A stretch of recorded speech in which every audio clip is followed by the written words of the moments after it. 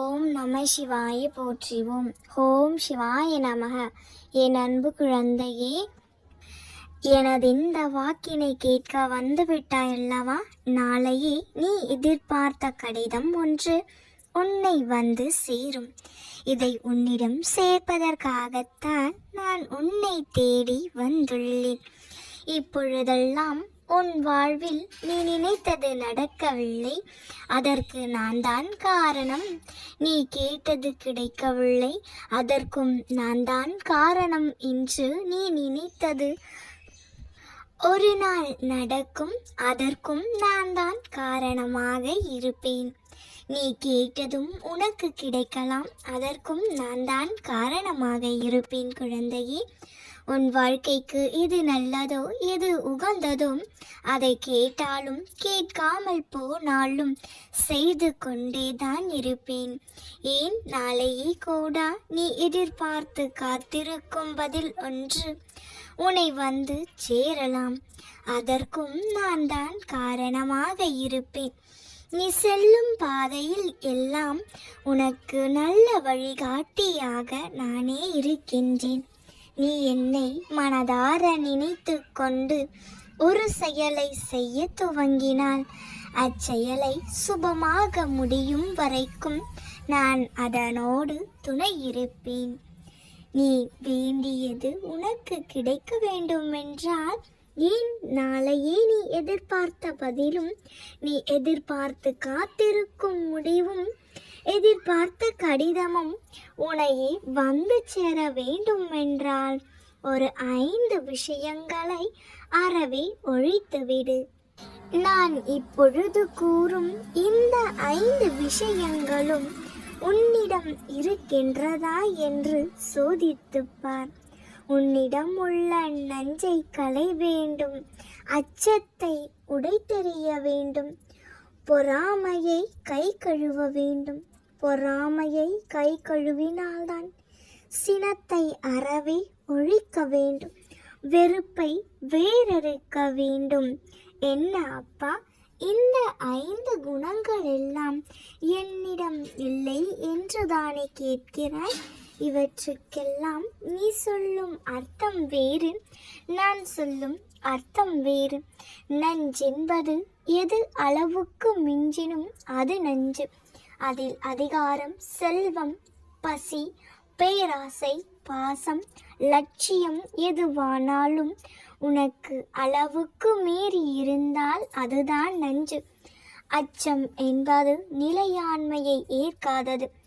எந்த ஒரு நிலையையும் நீ ஏற்காமல் ஓடிக்கொண்டே இருந்தால் அதுதான் அச்சம். அதை நீ மனதார ஏற்றுக்கொண்டால் அதுதான் சாகசம்.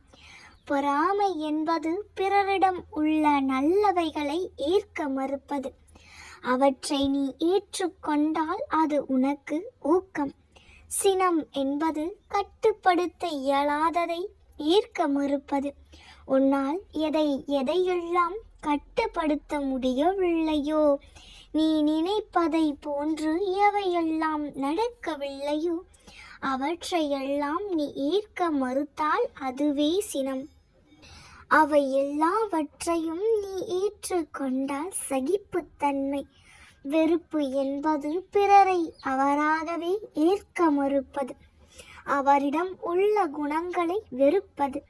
அந்த குணங்களை எல்லாம் உனக்கு ஏதுவாக நீ மாற்ற வேண்டும் என்று எதிர்பார்ப்பது. அவ்வாறென்றே யார் எப்படி இருக்கிறார்களோ அப்படியே ஏற்றுக்கொண்டால் அதுவே அன்பு. இப்பொழுது சொல், நஞ்சு, அச்சம், பொறாமை, வெறுப்பு, சினம் என்பது உன்னிடம் இல்லையா? அவற்றையே சாகசம், ஊக்கம், சகிப்புத்தன்மை, அன்பு என்று மாற்றிக்கொள். உன்னை சுற்றி இருக்கும் சூழல்களை மாற்ற வேண்டும் என்றுதான் தினம் தினம் போராடி கொண்டு இருக்கிறாய். ஆனால் நான் கூறுவதோ, உன்னை சுற்றி இருக்கும் சூழல்களை மாற்ற முயற்சிப்பதை விட்டுவிட்டு எல்லாவற்றையும் அப்படியே ஏற்றுக்கொள்ள நீ முயற்சி செய். சுருக்கமாக சொல்ல போனால், நீ எதையும் மாற்ற முயற்சிக்காதே. உன்னை நீயே மாற்றிக்கொள்ள முயற்சி செய். குழந்தையே, அதுவே உன் வாழ்க்கைக்கு மாற்றத்திற்கும் உதவும். நல்லதே அப்பா உனக்கு சாதகமாக உன் அருகில் இருக்கிறேன் என்பதை நினைவில் கொள். நீ ஆழமாக காயப்பட்டு இருப்பதை நான் அறிவேன் குழந்தையே. உன் இதயத்தில் நீ கொண்டிருக்கும் வலியை என்னால் பார்க்க முடிகின்றது. உன் கண்ணீரை என்னால் உணர முடிகின்றது. ஆனால் ஒரு பொழுதும் நம்பிக்கையை இழந்து விடாதே. இது உனக்கு உன் நம்பிக்கையையும் பொறுமையையும் சோதிக்கும் காலம்தான். விரைவில் உன் வாழ்க்கையில் நல்ல நாட்கள் வரப்போகின்றது. அதற்கான அறிகுறிதான் இத்தனை சோதனைகளும் துக்கங்களும் துயரங்களும். உன்னால் ஒன்றுமே செய்ய முடியாது என்று நினைத்து கொண்டு இருக்கிறார்கள். ஆனால் ஒரு நாள் நீ நட்சத்திரமாக ஜொலிக்க போகிறாய் என்று அவர்களுக்கு தெரியாது. அன்று உன் வாழ்க்கையில் ஒளியால் நிரம்பிய மகிழ்ச்சி மட்டுமே இருக்கும்.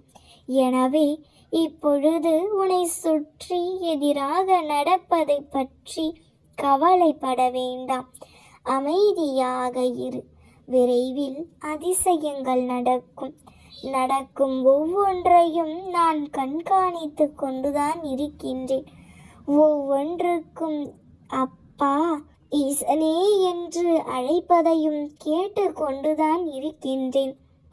ஆனால் குழந்தையே, நீ என்னை அழைக்க வேண்டும் என்று கூட நான் எதிர்பார்ப்பது இல்லை. நீ அழைக்காமலேயே உனக்காக ஒன்று என்னால் கொடுக்க முடியும். ஏனென்றால் நீ என் பிரியமான குழந்தை, என் அன்பின் பிரியமான பிள்ளை. பிறகு எதற்காக அப்பா இத்தனை கஷ்டங்களையும் சோதனைகளையும் தருகின்றீர்கள் என்று தானே கேட்கின்றாய்? நீ இழந்த அனைத்தையும் அறிவேன் குழந்தையே. ஆனால் ஒன்றை மட்டும் புரிந்து கொள். இந்த உலகில் ஒன்றை இழக்காமல் மற்றொன்றை பெற முடியாது. இதுவே இயற்கையின் நியதி. நீ உள்ளிழுத்த மூச்சை கூட வெளியே விட்டால்தான் மீண்டும் சுவாசிக்க முடியும். ஆனால் இழப்பது என்று ஒன்று இருந்தால் பெறுவதென்பது பல மடங்கு இருக்கும். நீ இழந்த அத்தனையும் பெறத்தான் போகின்றாய். அதற்கு ஈடாகவோ அதற்கு மேலாகவோ நிச்சயம் பெறத்தான் போகிறாய். நடந்த எல்லாவற்றையும் நான் அறிவேன். ஆனால் யாரையும் நீ பழிவாங்க நினைக்காதே. உன்னை ஏமாற்றியவர்கள் தம் கர்ம வினையை அடைந்தே தீருவர். நீ அதிர்ஷ்டசாலிதான். ஏனென்றால் அவையெல்லாம் உன் கண் முன்னே நிகழத்தான் போகின்றது. அதுவரையில் நீ எந்த தவறான செயல்களிலும் சிந்திக்காதே. தவறான செயல்களை பின்பற்றும் மனம் வேகமாக நகரும். அதற்குள் விரைந்து செல்வதற்கு பதிலாக கடவுளின் பெயரை நினைவில் வை, அல்லது ஏதாவது நல்லது செய்ய முயற்சி செய். அவ்வாறு செய்பவர்கள் நிச்சயமாக இந்த அப்பாவின் அருளுக்கு உரியவர்கள். எது நடந்தாலும் பொறுமையை மட்டும் கைவிட்டு விடாதே. அப்பா பார்த்து கொள்வார் என்ற முழுமையான நம்பிக்கையை உன் மனதினில் வைத்துக்கொள். அப்பொழுது நான் உனக்கு விடுதலை தருவேன். உன் மனதில் உள்ள ரணங்களுக்கு மாமருந்தாக என் உதி ஒன்று இருக்கின்றது. கூடிய விரைவில் என் உதி உன்னை தேடி வந்து பிரச்சனைகள் எல்லாவற்றிற்குமான தீர்வைதான் இப்பொழுது நான் மொழிய வந்துள்ளேன். இதை கேட்டுக்கொண்டு இருக்கும் உன்னிடம்தான் நான் பேசிக்கொண்டும் இருக்கிறேன். இப்பொழுது கூறப்போகும் இத்தனையும் உனக்காக மட்டுமே. உன் வாழ்க்கைக்கு 100% பொருந்துவது மட்டுமே. எனவே இடையில் இடராமல் இறுதி வரை கேட்டால் உறுதியாக நன்மைகள் விளையும். இப்பொழுது நான் கூறும் இந்த 8ம் உன்னிடம் இருக்கின்றதா என்று சரி பார்த்துக்கொள். இல்லை என்றால் அதனை முயற்சி செய். இந்த 8ஐயும் நீ எட்டிவிட்டால் ஆனால் உன் வாழ்வில் நீ நினைப்பதெல்லாம் உன் வாழ்வில் கிட்டிவிடும். முதலாவது, இந்த உலகத்தில் எதுவுமே நிரந்தரமில்லை என்பதை புரிந்து கொள். நிலையற்ற ஒன்றின் மீது நீ நம்பிக்கை வைத்தால் அதனால் கிடைக்க போவதென்னவோ ஏமாற்றம் மட்டுமேதான். உன் உடலுக்குள் இருக்கும் ஆன்மாவை தவிர இங்கு எதுவுமே நிரந்தரமில்லை. இரண்டாவதாக, உன் கர்மாக்களை எல்லாம் தட்டி கழித்து பயந்து ஓடுவதில் விடுதலை கிடைப்பதில்லை. எதற்காக இந்த பூமிக்கு வந்தாயோ, எதை நோக்கிய பயணத்தில் ஈடுபட்டு கொண்டு இருக்கிறாயோ, அதை தயக்கமில்லாமல் தைரியமாக நிறைவேற்றுவதின் மூலமே உனக்கு உண்மையான விடுதலை கிடைக்கின்றது. எனவே எல்லாவற்றையும் எதிர்நோக்க கற்றுக்கொள். மூன்றாமானது, சர்வ நிச்சயமாக உனக்கானதை. ஒரு செயலை செய்ய நினைத்து விட்டால் அல்லது ஆரம்பித்து விட்டால் அதனால் கிடைக்கக்கூடிய விளைவுகள் என்ன என்பதை தெரிந்து கொள்ள வேண்டிய அவசியமில்லை. அந்த செயலை முழுமையாக ஈடுபாட்டுடன் செய்து முடிக்கும் பொழுது அதில் தோல்வியுற்றாலுமே கூட உனக்கு மன திருப்தி முழுதாய் கிடைக்கின்றது. வெற்றியையும் தோல்வியையும் சமமாக கருது. தோல்வியுற்று விட்டோம் என்று முயற்சிப்பதை ஒரு நாளும் நிறுத்திவிடாதே. நான்காவதாக, புத்தர் மகான் கூறியது போன்றே, கிருஷ்ண பரமாத்மா கூறியது போன்றே, ஆசையே துன்பத்திற்கு காரணம். ஆசைகளை உன் கட்டுப்பாட்டில் வைத்து கொள்ள வேண்டும்.